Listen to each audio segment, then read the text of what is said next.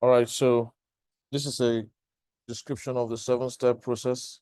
The 5 steps is key. So let's run through the 5 steps to make sure you appreciate how to trade. The error of trading with one indicator.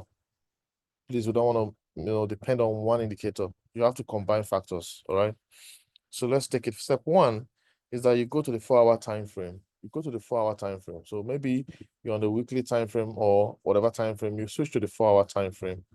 And when you get on the 4-hour time frame, you want to draw support and resistance, all right? Now, to draw support and resistance, we use a rectangle. And if you want to get a rectangle, you can go to this place, lots of drawing tools, make rectangle your favorite.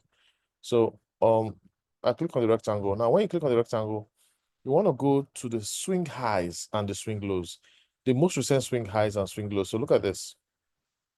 All right. I picked this. Why did I pick this? Because, so remember, I could decide to make it longer like this, but I just want to keep it simple. So I'm just capturing the edge of the candles. All right. So this is the most significant recent swing high. So swing high means, oh, the candle went high and then came down. So this is the most significant recent swing high. All right. That's the first thing you need to note. Now, when you note the most significant recent swing high, you also want to observe what is the most significant recent swing low, right? So I just saw this swing low here, and see, there's another low here. So I'm just going to draw this, and it's, from here, I'm just going to draw this. So this is already telling me that this swing low and this swing high created a trading range, right? So there was a trading range. Is what you need to pay attention to. Price has also come down here, all right? Now, I like to, on the 4-hour chart, I like to draw 2 or 3 lines, but you don't need to draw too many lines because we are still going to use significant numbers. So I'm seeing another swing low here. And so I just want to pick that swing low here. All right. That's it, 2 or 3. Remember, I could decide to draw another one here for this point, for this swing high, if I want to. There's another swing high here, but I don't want to draw too many points. But this one looks obvious. You want to draw the obvious one. So I could decide to draw this obvious one because I can see it's also working from here. All right. So, but when you do this, especially on the phone, your phone could become, very much cluttered. So what's the TP from here to here? Let's see. Okay, 12%. Okay, not bad. So I could remove this one later. Okay, I could remove it later. But let me even remove it. I could draw it again because I want you to be able to see the significant numbers. That is step 1. Go to the 4-hour time frame and draw support and resistance on your coin of choice. How did I draw it? Listen, don't get confused. Just observe where your current price is. You want to do something based on your current price. This is where the current price is. So what's a swing high close to the current price? And what's a swing low close to the current price? That's all. Just capture that. Swing high close to the current price.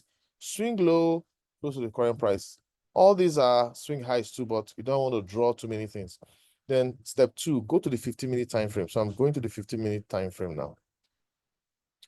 On the 15-minute time frame, and these are all easy things to do, super easy things to do. So this is the 15-minute time frame, right?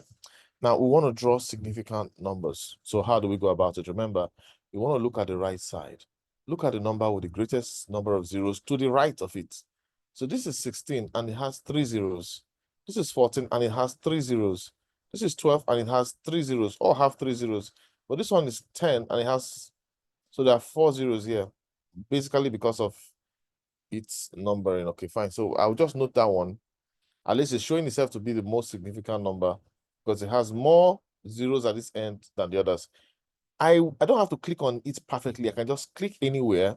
Then when I click anywhere, I just double click on it and okay, just double click on it and just interested in the 10,000. Yeah. So that is definitely a significant number. But there are other numbers. So I'm going to expand this just to make it a little clearer. This is 10. Now, because I expanded these lines, we're now seeing the other lines, the other numbers that are twos. All right. We are now seeing the other numbers that are twos. So this is what you need to know. The numbers that are twos, that when I mean twos, I mean that has 2 zeros at the end, are less significant than the numbers that have 3 zeros at the end. The numbers that have more zeros at the end are more significant than the number that has lesser zeros. That's how you decide a significant number. So I'm picking this 11 and 3 zeros as the next significant number. I click on horizontal line. These things are not difficult, but if you don't do them, remember I did not try to click it perfectly. Just click it enough to be close, and you just change the digits to. Don't trade without these things. If you trade without them, you're going to be telling the same story of 2021. Keep going in cycles. We've gone in cycles enough. I am personally tired of leading people that keep going in cycles. So this is the 7 steps process. Follow the 5 steps and you'll be good to go. So once you draw 2 significant numbers, you want to know, is it too close or too high or too far? How do you do that? You go to price range, click on price range and select and calculate the price difference. This is 7, 8. Yeah, not bad. Not bad. 7 and 10%, not bad. All right. But if it were 20, I would say choose the lesser numbers. You know what I mean? So for example, I'm using the 3 zeros at the end. If here to here were 20, I would have come down and used the 2 zeros. All right. Because even when you expand the numbers, you still see that the 2 zeros, have numbers that are single zeros in between them. And if you keep expanding and all that. So I think this is okay. Let's work with it this way. What next?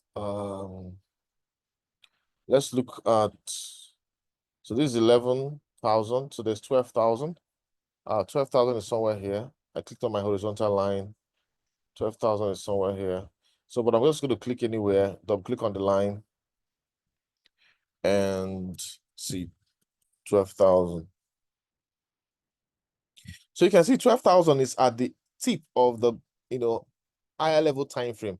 This dark line, it can be any color of your choice, is the 4-hour time frame. All right. That's the 4-hour time frame. So listen, you can keep drawing lines, but this is where price is. I could keep drawing above and above and above. So I've done 3 above, just to show you an example. But you are more interested in where price is. So let's look at where price is. This is, so I need to go for 9,000. So 9,000 is somewhere here. 9,000, 3 zeros. I don't have to click on it perfectly, but I can always adjust it. When I double click on the coin and click on coordinates, I get to adjust it. All right, so that's 9,000. So this is where price is. Price would, likely come touch here.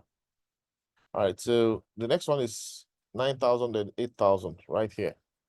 So just gonna go down to 8,000.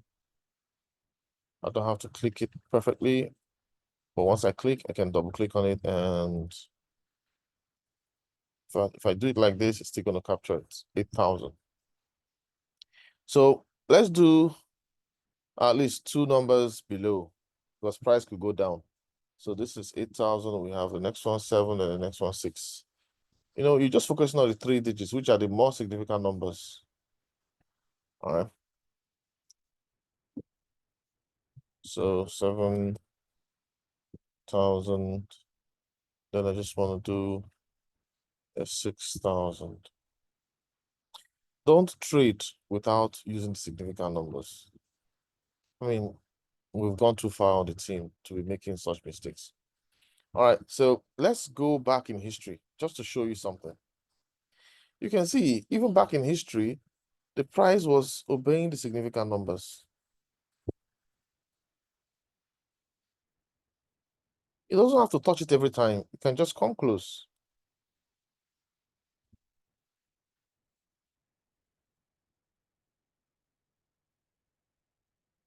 Right? Look at it. It keeps obeying the significant numbers. That is a very important point. So don't joke with significant numbers. Stop playing with significant numbers. You can see this was an upward trend.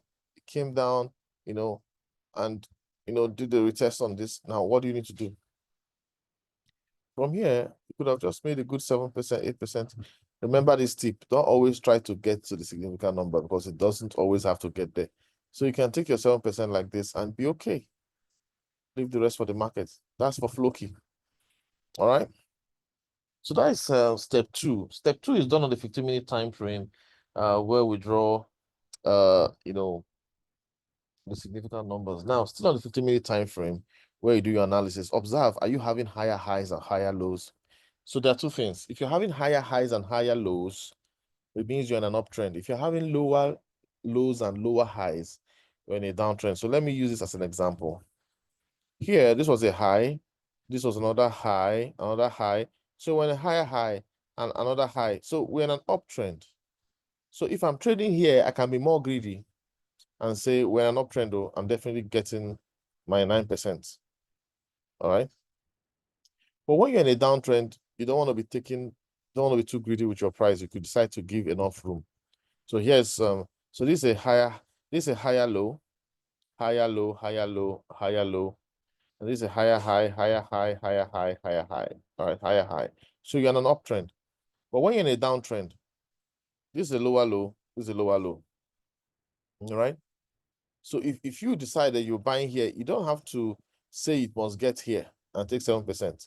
You see, you can just do your 3% and you're good. Be more careful when you're having lower lows. So that's why I put that in the as part of the steps. Observe if you're having higher highs and higher lows, or lower lows and lower highs. Okay. So the market is coming down here. So even here, I would be careful. I wouldn't want to be too greedy because we're having lower lows, lower highs. All right. So at this point, yeah, I'll be tempted to say, let me take 9%, but I won't be greedy. I'll just say, come on, let's do 3.5. I'm targeting this last swing high here. Let's just do 4%. I'm okay. You take it and get out of the market. It's okay. All right. Wait for a new high, higher high. Oh, we're now back in like we're having higher high, higher high. Oh, maybe we're going to an uptrend. So the moment it came down here, I can decide to be more greedy. And I say, okay, let's be greedy. 7%. All right. So that's just it. And if it's sideways markets, are always come down and just buy to the next point, So that's just it. Like right now, we're having lower highs, lower highs, lower lows, lower lows. So when a downtrend, if you enter this trade, you gotta be careful. All right. You gotta be careful. You don't have to be greedy. For example, let's say you entered at this point. If you entered at this point and you're targeted here 10%, you'll still be waiting.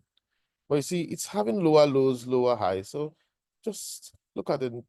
Whatever happened on the left, just target it. 5%, you're good. You're out of the trade fast. That is step 3.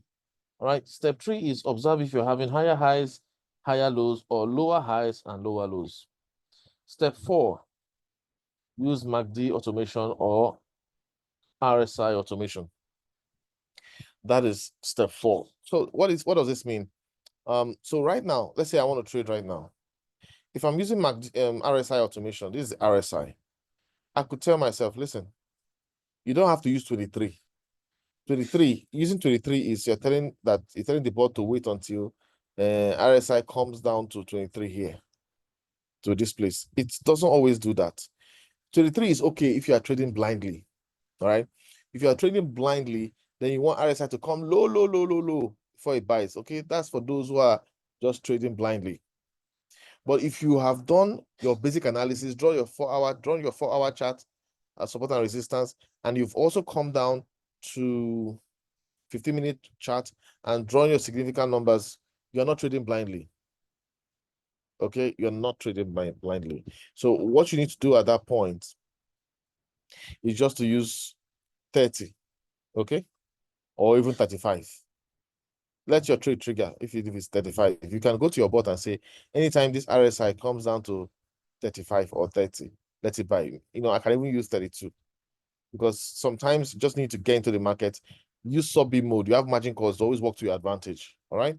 But remember, the key thing is your TP. Don't be greedy if you're having lower lows and lower highs. All right. All right. So that is MACD automation, that's step 4, right? MACD automation or RSI automation. I want us to explore RSI automation because I think it's going to help us a lot on this journey. MACD automation is also very good to also help us a lot on this journey. Explore the automation tools, but don't rely on the automation tools. There is no trader that depends on one automation, one indicator. That is suicide. If you're in a long game or if you are here to trade for a long time, market can show you, play you, mess you up if you just depend on one indicator. So why are we drawing significant numbers and the 4-hour support? We want to buy when price is resting on a significant number or close to it from above. When price is resting on a significant number like this, that's when you want to buy. But it doesn't mean that every time price rests on it to trigger, all right? You have to now allow your RSI to go to 30 or 32 before it buys. So look at this point, for example. RSI came down, it bought. But you know what? It went down. Your margin calls will keep you in the game. Then when it comes up like this, your margin calls will give you the TP you need and sell off, all right? So that's the beauty of it. Yeah, sometimes it might go against you, but your margin calls keep you in the game, and before you know it, it's sold off again, right? So that's very important. But look at this point where it comes and rests below here, all right? Lower, low, lower, low, take a small profit, it's giving you profit. Look at this point where it came here, all right? You're having lower highs and lower lows, so you don't want to be greedy. At this point, if you come in, you just enter and say, what happened on the left side? Let's see. I'm okay with 3% too. I can see this place here, 3%. I just take 3%. I'm okay. Get out of the market. Don't say you want to target here, when you're having that. So this is an important point. All right. Then, of course, set TP close to the next significant number. Yeah, set take profit close to the next significant number. Hey, but if you're having lower lows and lower highs, set it close to something that happened on the left side. Okay. So I entered here. I can see here, price reached here. I can decide I want to just take it to that point, 2%, and I'm done. But I also saw that price reached here. So I could say, okay, let me go up a little bit. All right, 2.2%. I can also see that there was a swing here. All right. I can also say, all right, let me just stop there. 3%. That's it. But don't always be greedy to say it must get there. All right. But if you're having higher highs and higher lows, just target the next TP. But even at that, don't say you must touch it. Always give some room. Right. So if touching it is giving you 8%, 8.3%, it can come down to 8% or even 7% or 7.5. I'm okay. 7% is good now. Just take it and walk away. All right. So remember, when you're trading flow key, it might be volatile, give you money. But when it starts dropping, it can also be very volatile. For example, look at where it dropped from. Look at this. This is 31% drop. All right. So careful with your choice of coins. All right. So those are the 5 steps. And I believe this is what you need to trade successfully. So once you've drawn your support and resistance on the 4-hour time frame, significant numbers of the 50-minute time frame, just add your RSI indicator, relative strength index, load it on your chart. Once it's here, enter your trade. Once it has touched the boundary, so the boundaries are between 30. Let me double click on it. So look at it. RSI middle band is 650. RSI upper band is 70. RSI lower band is 30. Right, that's the default. So it's 30, 70. So once it's on 30, I think you can just enter your trade. Or once it's below 50, you can just go say RSI automation. Once it's 32 or 33, kick in and buy for me. Magic calls will take care of the rest, and you're gonna be in the game.